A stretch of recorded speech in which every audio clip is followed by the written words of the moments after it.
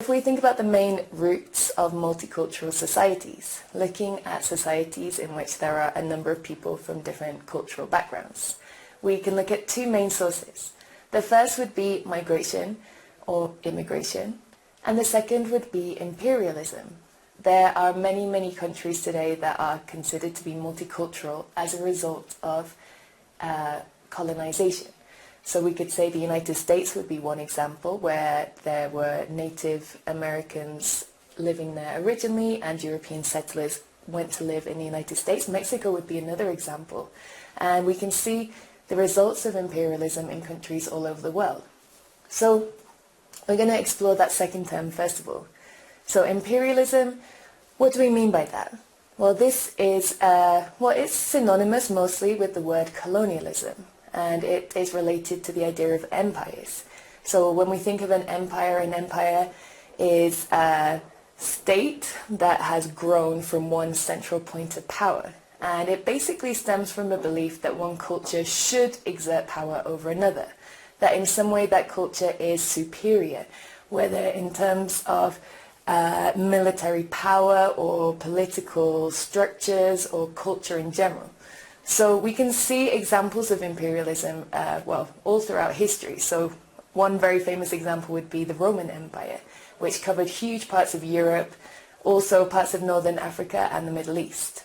The Persian Empire was another huge empire that had an enormous land area over the Middle East and Asia. The Ottoman Empire is it's one of the longest running empires and also one of the biggest empires in history. The Mongolian Empire, the British Empire, the Spanish, Portuguese, and nowadays we have contemporary empires too. If we think about the USA and its position in Puerto Rico, for example, that might be an example of contemporary empires. So we're going to go back to that example of the Ottoman Empire. As we said, that was one of the longest empires in history, so from the year 1299 to 1922. It was a huge period of time.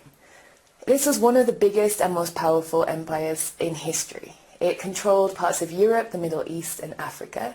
It was a Muslim state, so Islam was the main religion and this was the religion of government.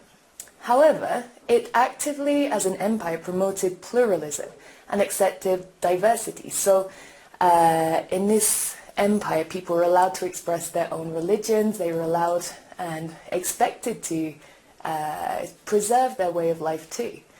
So this is an example of an empire that really actively supported the idea of cultural diversity. That's not to say it was perfect and it didn't have its issues, but it's one interesting thing about the Ottoman Empire.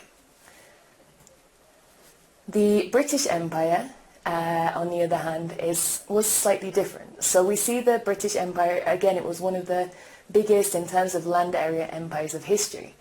It was present from the 1500s to the 20th century. In the year 1912, there was a population of 412 million. And we can see in the map that there were territories in Northern America, in the Caribbean, in South America, in Africa, in Asia, and in Australia. So the British Empire was known as the empire on which the sun never sets. This empire was mostly based around economy and trade. So the British Empire was really, the main aim was to use the natural resources of all of these different countries around the world and in order to get an economical gain for Britain. It was also based a lot on power.